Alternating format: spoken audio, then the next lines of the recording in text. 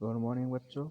आपने business ad paper first BCom part third की भर्ती के संबंध में पढ़ा था।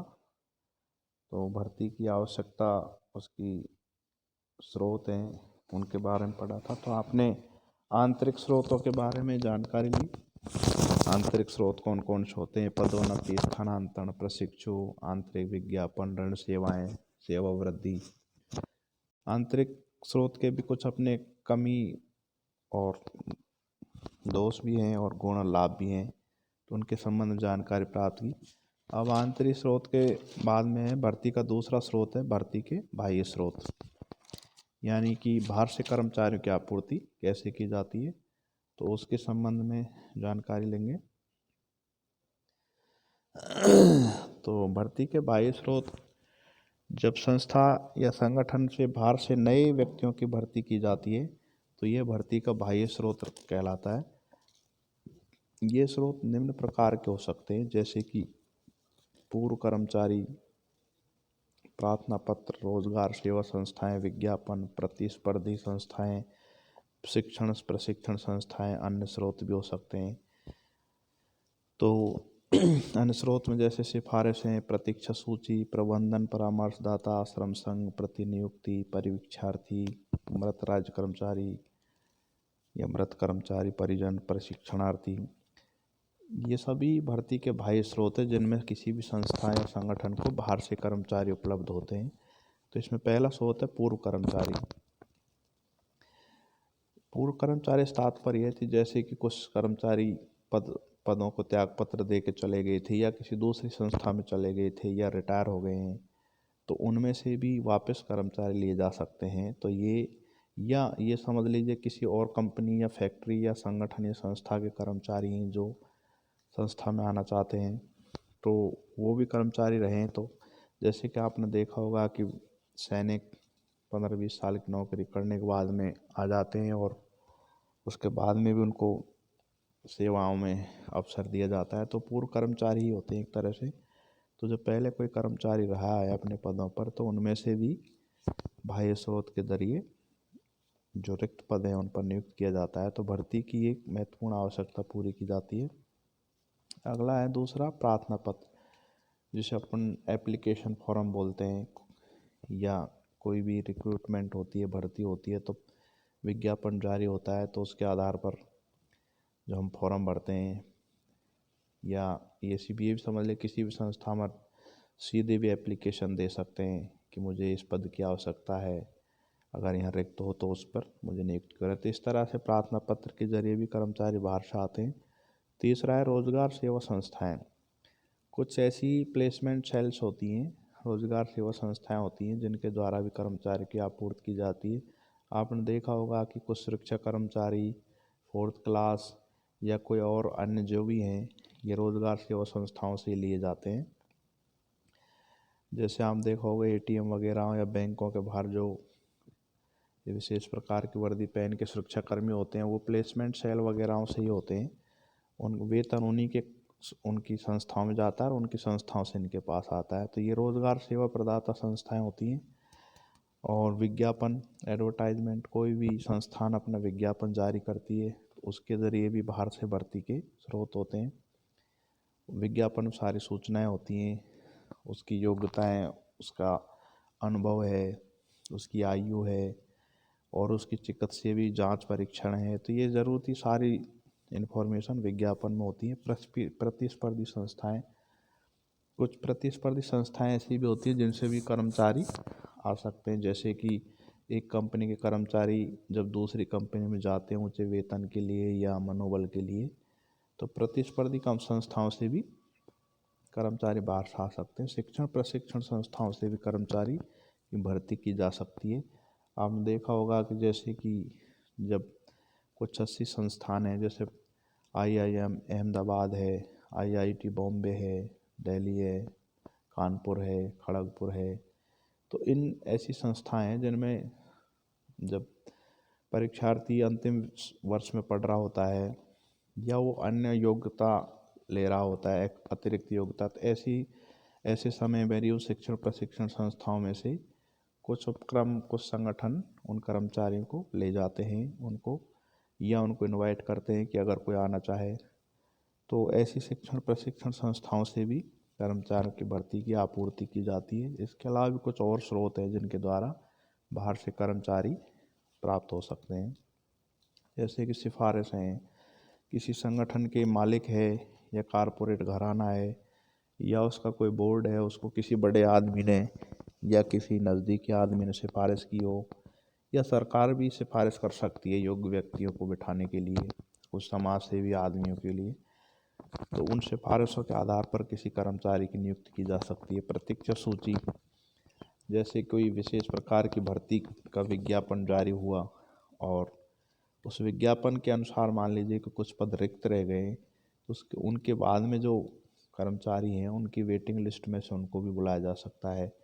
प्रबंध और परामर्शदाता, कुछ जो मैनेजमेंट हैं और परामर्शदाता हैं वो बाहर से भी आ सकते हैं जो मैनेजमेंट को संभाल सकते हैं, और कुछ एडवाइज़र भी होते हैं, उनकी भी बाहर से सप्लाई की जा सकती है, आपूर्ति की जा सकती है।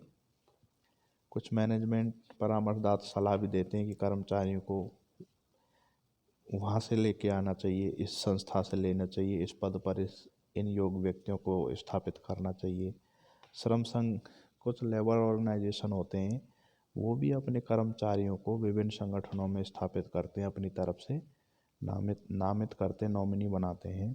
प्रतिनियुक्ति पर भी आते हैं, जैसे डेपुटेशन बोलते हैं, किसी और जगह नौकरी करते रहते हैं, सेवा देते रहते हैं, लेकिन किसी कारण से चाहे राजकीय आदेश की अनुपालना में हो या संस्था की आवश्यकता के अनुसार हो, जैसे भी हो, या अपने ही विभागों से दूसरी संस्था में जा रहे हैं, तो वो एक प्रतिनियुक्ति होती है, उन पे भी बाहर से नियुक्ति की जाती है। परीक्षार्थी, कुछ नई भर्तियां होती हैं तो उनमें 6 महीने से 1 महीने से 3 महीने या 1 साल तक परीक्षा काल पर रखा जाता है उनको, एक तरह से सीखने के काल पे।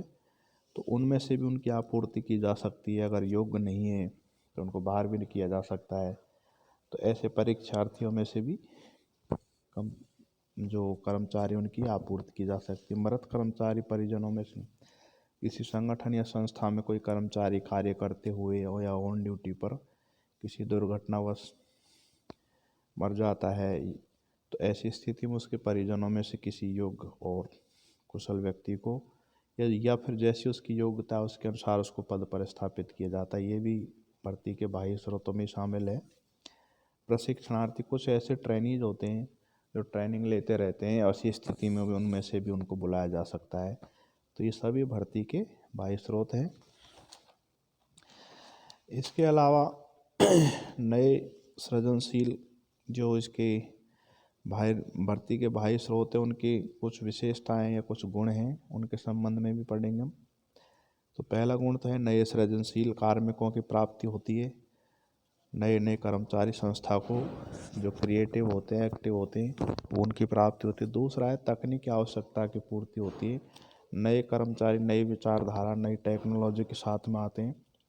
तीसरा है परिवर्तन एवं नवीनीकरण का स्वागत, यानी जो भी चेंजेज होते हैं, जो भी नवीनीकरण आता है उसका सभी स्वागत करते हैं, कोई विरोध नहीं होता। योग्य एवं कुशल अनुभवी कार्मिकों की प्राप्ति होती है। नए नए क्षमतावान और अनुभवी आदमी आते हैं। योग्य होनहार छात्रों को भी अवसर मिलते हैं। देश की बेरोजगारी भी कम करने के लिए योग्य और होनहार छात्रों को भी सेवा देने का अवसर प्राप्त होता है। संस्था में जड़ता और रूढ़िवादिता का अंत हो जाता है।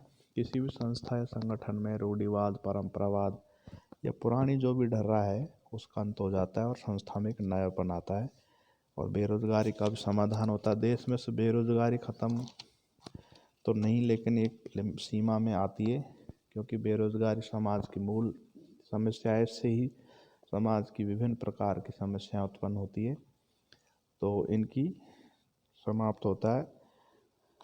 देश बेरोजगारी जब समाप्त होती है या कम होती है तो देश में आय बढ़ती है, आय बढ़ती है तो क्रय शक्ति बढ़ती है, क्रय शक्ति बढ़ती है तो बाजार संचालित होता है और रोजगार भी बढ़ते हैं फिर।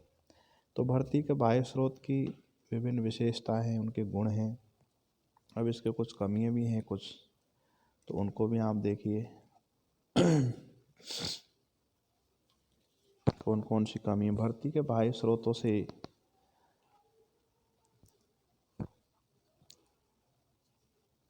जो प्राप्त होते हैं उनमें क्या क्या कमी होती है देखिए। पहला है अनुभव की उपेक्षा।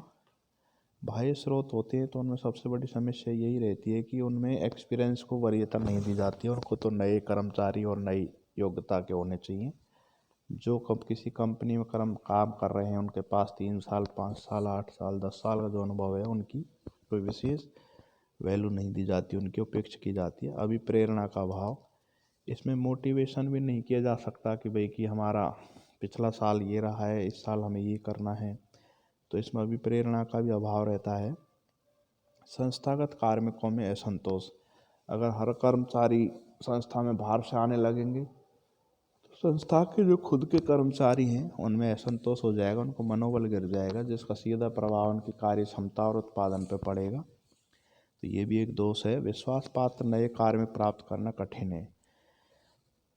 बाहर की भर्ती से आवश्यक नहीं कि भरोसेमंद और नए निष्ठावान कर्मचारी प्राप्त किए जा सकें, क्योंकि इस भ्रष्टाचार और इस तरह की जो प्रतिस्पर्धी युग है इसमें कर्मचारियों का ज़रूरी नहीं है कि हर एक कर्मचारी बहुत ही निष्ठावान हो, विश्वास पात्र हो।